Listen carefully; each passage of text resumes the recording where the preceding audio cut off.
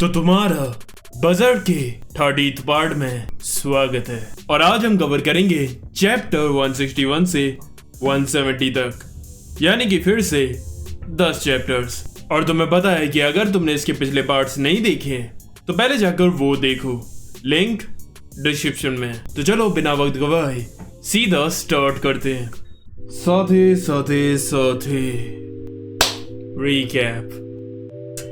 तो पिछले पार्ट में हमने देखा कि गर्ड्स कैस्का को बचाने के लिए टावर ऑफ कन्विक्शन में पहुंचता है, जहां कैस्का के डीमंस ने तबाही मचा रखी थी।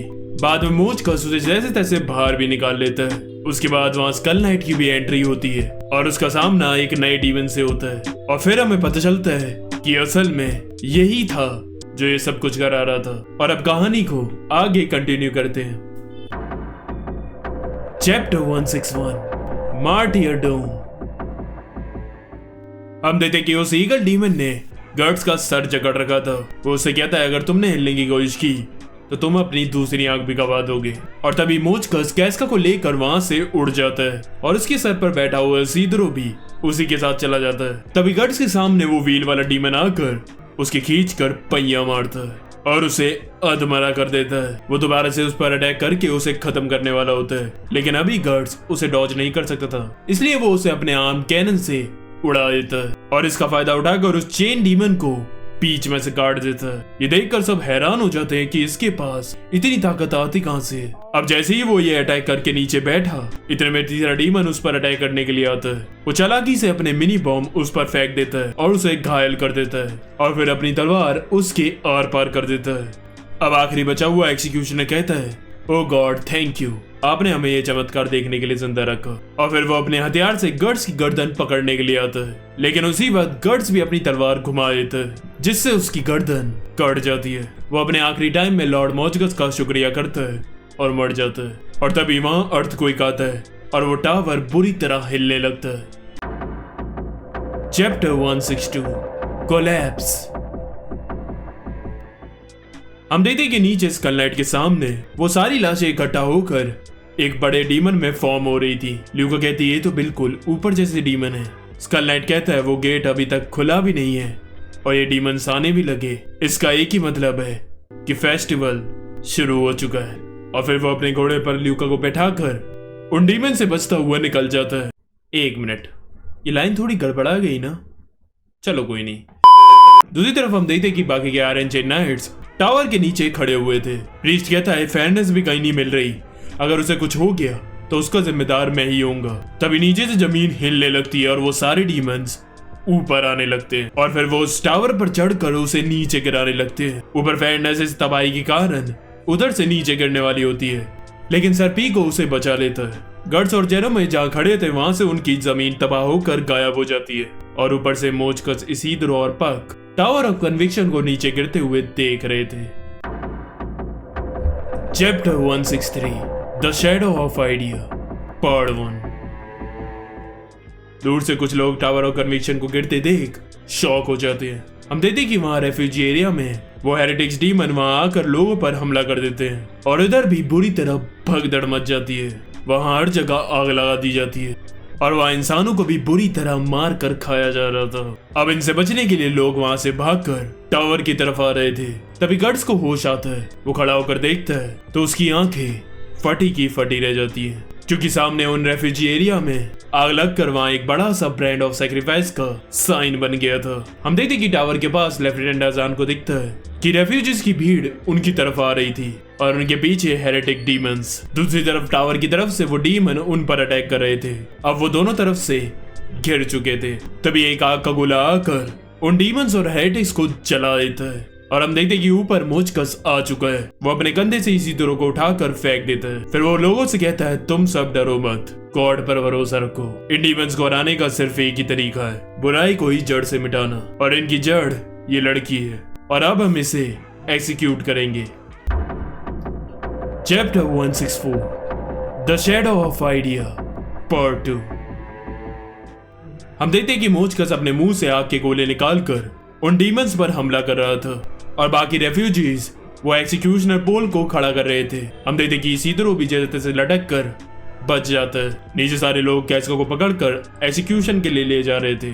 ऊपर से अपनी जान को ऐसे देखकर गर्ड्स का खून खोल रहा था। हम देखते कि उसके आसपास कई सारे डीमंस आ जाते हैं और तभी वो सारे डीमंस की डेड बॉडीज गॉड हैंड्स का रूप ले लेती है, जिसे देखकर गर्ड्स को और गुस्सा आता है और वो बजर्क होकर उन पर हमला करता है। लेकिन फिर गर्ड्स को समझ आता है कि ये सिर्फ डेड बॉडीज हैं। गर्ड्स कहता है मैं इनके इतने पास हूँ, लेकिन उसके बाद भी मेरे ब्रांड में बिल्कुल दर्द नहीं हो रहा। इन पर अटैक करने का कोई फायदा नहीं, ये सिर्फ एक इल्यूजन है। लेकिन प्रेडिक्शन के हिसाब से वो तो आने वाला है ना। वो सारे डीमन चीखने लगते हैं और उसे कहते हैं कि तुम सिर्फ एक ही काम कर सकते हो, या तो लड़ो या तो बचाओ। और गर्ड्स उन्हें गुस्से में चीरता हुआ कैस्का को बचाने के लिए आगे बढ़ने लगता है और दूसरी तरफ कैस्का को जलाने के लिए वहां बांध दिया गया है। Chapter 165 the shadow of idea part 3।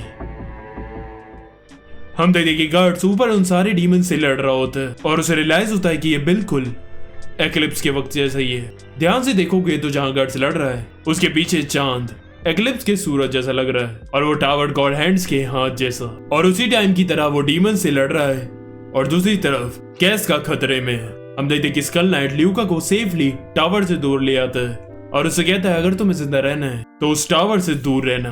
वो कहती है थैंक यू मुझे बचाने के लिए, लेकिन मुझे अभी किसी को बचाना है, इसलिए मुझे वहां जाना ही होगा। और उसे जाते हुए देख स्कल नाइट कहता है इसे बहादुरी कहेंगे या पागलपन। तभी पीछे से उसके सामने नॉस्फेरातु ज़ोद आता है। दूसरी तरफ अब देखते कि वो एक डीमन धीमे धीमे टावर के ऊपर चढ़ रहा था। वो कहता है बस थोड़ी देर और फिर मेरी जिंदगी खत्म हो जाएगी और उसका मकसद भी, और अपनी मौत के बाद मुझे सबसे ऊपर से इस दुनिया को खत्म होते हुए देखना है। ऊपर जाते हुए उसे कैस्का का बेबी डीमन दिखता है। वो कहता है तुम भी बिल्कुल मेरी तरह अकेले हो, चलो फिर अब हम साथ में मरते हैं। और फिर वो उसे अपने मुंह में डाल लेता है। अगर वीडियो अच्छी लग रही हो तो लाइक करना मत भूलना और शेयर करना भी। डिस्क्रिप्शन में मेरे सोशल मीडिया के लिंक है, जाकर फॉलो करो। इंस्टा पे मेरा एक ब्रॉडकास्ट चैनल है मेंबर्स ऑफ गॉड हैंड, जाकर ज्वाइन करो। वहां मैं अपनी वीडियोस की अपडेट्स देता रहता हूं। Chapter 166 leaping fish. हम देखते कि वो सब कैस्का को जलाने के लिए तैयार थे और ऊपर से इसी तरह ये सब देख रहा था।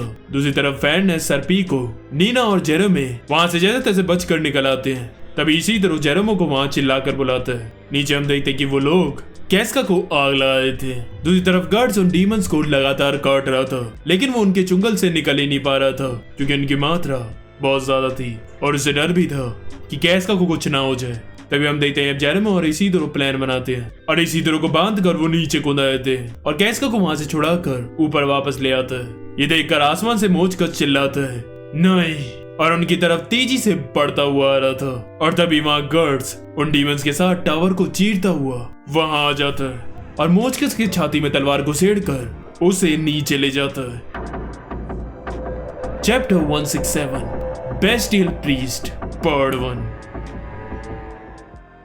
हम देखते हैं कि गार्ड्स के अटैक ने मोचकस को बुरी तरह नीचे पटक कर डिस्ट्रॉय कर दिया था। पीछे खड़े लोग ये देखकर चिल्ला रहे थे कि इस ब्लैक डीमन ने हमारे ग्रेट एंजल को मार दिया। इस हमले से गार्ड्स भी बुरी तरह थक जाता है। गार्ड्स को याद आता है जब मैंने हमला किया था तो मुझे टावर की दीवार पर कुछ दिखा था और उसके पेट के अंदर क्या वो।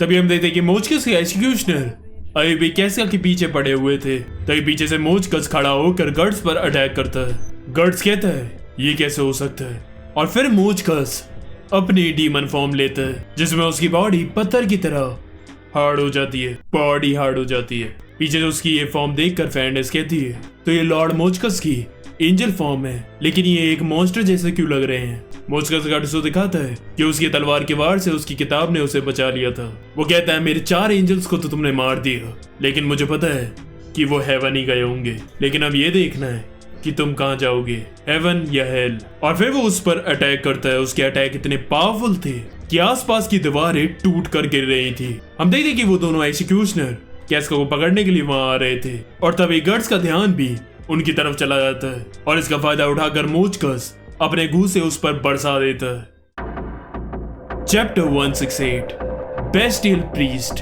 पार्ट 2। हम देखते कि नीचे एगॉन और उनके सोल्जर्स उन हेरेटिक डीमन से लड़ रहे थे। ऊपर मोचकस गर्ड्स पर अपने मुक्के बरसाकर उसका पूरा शरीर तोड़ देता है और उसके बाद गॉड्स ब्रीज से हमला करता है और उसकी आग इतनी ज्यादा थी कि उसके एक्सिक्यूशनर भी थोड़ा सा उसकी चपेट में आ जाते हैं। गर्ड्स अपनी तलवार से अपने आप को शील्ड करके उसके मुंह में अपनी सोड घुसेड़ देता है। ये भी थोड़ा डबल मीनिंग साउंड कर रहा है और उसे कहता है अपने प्रवचन बंद कर भड़वे और उसे नीचे पटक देता है। वो कहता है तुम मेरे आर्मर को तोड़ नहीं सकते, इसे गॉड ने बनाया है और ये अनब्रेकेबल है। फिर गर्ड्स अपने ब्लेड से उसकी आंख फोड़ देता है। पीछे खड़ी नीना को डर लग रहा था, उसे लग रहा था कि अगर वो इनके साथ रही तो मारी जाएगी, इसलिए फिर वो वहां से अकेले भाग जाती है। लेकिन तभी वो दोनों एक्सिक्यूशनर उस पर अटैक करने के लिए आते हैं और घबराहट के कारण उसका पैर फिसल जाता है और वो नीचे हट में गिर जाती है। पक कहता है अब मुझे ही तुम्हारी मदद करनी होगी। वो उन दोनों के पास उड़ कर जाता है और अपनी रोशनी से उन्हें कुछ सेकंड्स के लिए अंधा कर देता है। इसका फायदा उठाकर इसीद्रो उन पर पत्थर मारकर उन्हें नीचे गिरा देता है और फिर जेरमो उन दोनों की गर्दन काट देता है। मोचकस गर्ड से कहता है क्या तुम सच में गॉड के वर्क को रोकना चाहते हो? गर्ड्स कहता है अपने दिमाग में एक बात गांठ बांध ले, मैं तुझे अब अपनी कैस्का को छूने भी नहीं दूंगा। Chapter 169 One who depend, one who struggles। हम देखते हैं कि नीचे आग बुझने की वजह से वो डीमंस उन रेफ्यूजीज के पास दोबारा आ रहे थे। ऊपर गर्ड्स और मोचकस की बैटल हो रही थी, लेकिन उसकी तलवार के वार से उसके आर्मर को खरोच भी नहीं आ रही थी, जिसकी वजह से गर्ड्स बुरी तरह धुले जा रहा था और गर्ड्स बस यही सोच रहा था कि इसका वीक पॉइंट क्या है। मोचकस कहता है ध्यान से सुनो, लोग प्रेयर कर रहे हैं गॉड से उनकी रक्षा करने के लिए और तुम उस विच को बचाकर इन हजारों लोगों की जान की बलि चढ़ा रहे हो। पक कहता है वैसे ये बोल ठीक रहा है, कैस्का के ब्रांड की वजह से ही ये डीमंस यहाँ आए, तो इसके जाने के बाद ही वो डीमंस भी यहाँ से जाएंगे।